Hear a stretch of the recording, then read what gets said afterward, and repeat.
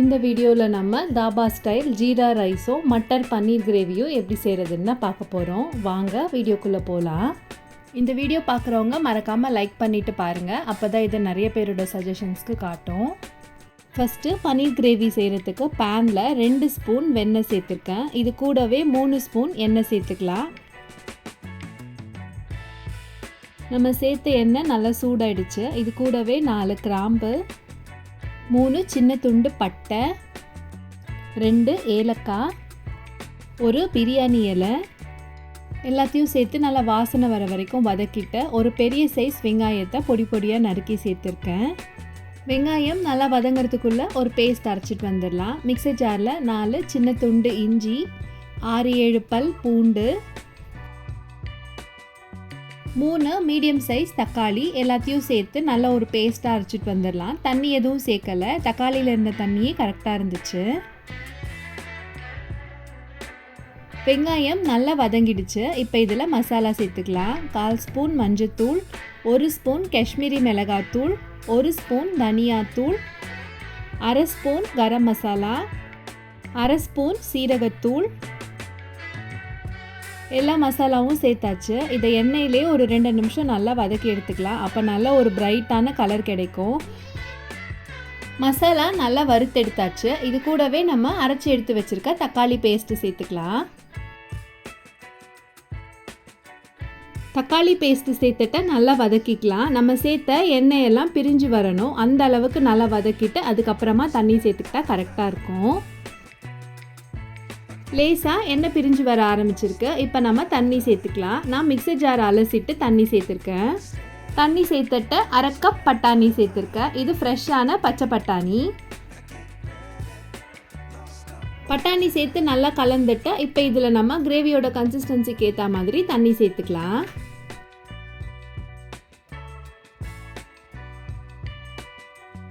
லாஸ்ட்டாக 1/2 ஸ்பூன் உப்பு சேர்த்துட்டு உப்பு காரம் செக் பண்ணிக்கோங்க. காரம் கம்மியாக இருந்த மாதிரி இருந்துச்சு. நான் இன்னும் ஒரு 1/2 ஸ்பூன் தனி மிளகாத்தூள் சேர்த்துருக்கேன். நல்லா ஒரு வாட்டி மிக்ஸ் பண்ணிவிட்டு மூடி மீடியம் ஃப்ளேமில் 10 நிமிஷம் கொதிக்க வச்சு எடுத்துக்கோங்க. கிரேவியில் அந்த மைல்ட் ஸ்வீட்னஸ்க்காக 1/2 ஸ்பூன் வெள்ளை சர்க்கரை சேர்த்துருக்கேன். லாஸ்ட்டாக 200 கிராம் பன்னீரை சின்ன சின்ன க்யூப்ஸாக கட் பண்ணி சேர்த்துக்கலாம். பன்னீர் சேர்த்துட்டு நல்லா ஒரு வாட்டி மிக்ஸ் பண்ணிவிட்டு மூடி ஒரு 5 நிமிஷம் லோ ஃப்ளேமில் வேக வச்சு எடுத்தோம்னா நம்மளோட கிரேவி சூப்பராக ரெடி ஆகிடும். இப்போ 5 நிமிஷம் ஆயிடுச்சு. நான் ஓப்பன் பண்ணி காட்டுறேன் பாருங்கள் எவ்வளோ கலர்ஃபுல்லாக நம்மளோட பன்னீர் கிரேவி ரெடி ஆகிருக்கு. லாஸ்ட்டாக டெம்பரிங்காக 2 டேபிள் ஸ்பூன் வெண்ணெய் சேர்த்துருக்கேன். வெண்ணெய் நல்லா உருகி சூடானதும் 1/2 ஸ்பூன் சீரகம், 1/2 ஸ்பூன் கசூரி மேத்தி சேர்த்து நல்லா ஃப்ரை பண்ணிவிட்டு ரெடி பண்ணி வச்சுருக்க கிரேவியோடு சேர்த்து மிக்ஸ் பண்ணிட்டோம். அப்படியே தாபாவில் கிடைக்கிற மாதிரியே பன்னீர் கிரேவி ரெடி ஆகிடும்.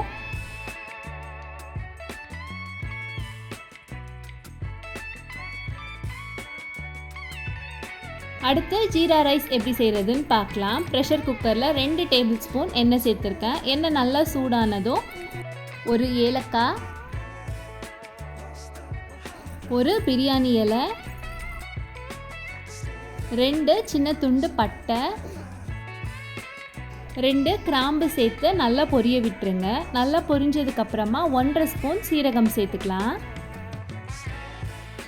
சீரகம் நல்லா வாசனை வர வரைக்கும் ஃப்ரை பண்ணிவிட்டு காரத்துக்காக 3 பச்சை மிளகாய் கீரி சேர்த்துருக்கேன். உங்களோட காரத்துக்கு ஏற்ற மாதிரி அட்ஜஸ்ட் பண்ணிக்கோங்க. 1 கப் பாஸ்மதி அரிசியை நல்லா அலசிட்டு 1/2 மணி நேரம் ஊற வச்சுருந்தேன். அதை இப்போ தண்ணி வடிகட்டிட்டு சேர்த்துக்கலாம்.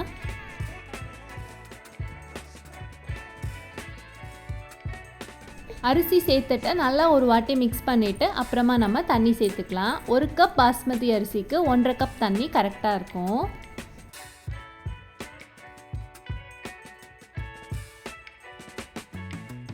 தண்ணி சேர்த்துட்டு உப்பு சேர்த்துக்கலாம். 1 ஸ்பூன் உப்பு சேர்த்துருக்கேன். எல்லாத்தையும் நல்லா மிக்ஸ் பண்ணிவிட்டு ஒரு கொதி வந்ததுமே நம்ம மூடி போட்டு வேக வச்சிடலாம். தண்ணி கொதிக்க ஆரம்பிச்சிருச்சு. இப்போ மூடி லோ ஃப்ளேமில் வச்சு ஒரு விசில் விட்டு எடுத்துக்கோங்க. கரெக்டாக இருக்கும். விசில் வந்து ப்ரெஷர் எல்லாம் நல்லா அடங்கியிருக்கு. இப்போ நான் ஓப்பன் பண்ணி காட்டுறேன் பாருங்கள். நல்லா உதிரியாக கொஞ்சம் கூட அடியில் ஒட்டாமல் நம்மளோட சாதம் சூப்பராக ரெடி ஆகிடுச்சு. இந்த ஜீரா ரைஸ் பன்னீர் கிரேவியை கண்டிப்பாக ட்ரை பண்ணி பார்த்துட்டு உங்களோட கமெண்ட்ஸை மறக்காமல் என்னோட ஷேர் பண்ணிக்கோங்க. இந்த வீடியோ பிடிச்சிருந்துச்சுன்னா லைக் பண்ணிவிட்டு உங்கள் ஃப்ரெண்ட்ஸ் அண்ட் ஃபேமிலியோடையும் நிறைய ஷேர் பண்ணிக்கோங்க. தேங்க்யூ.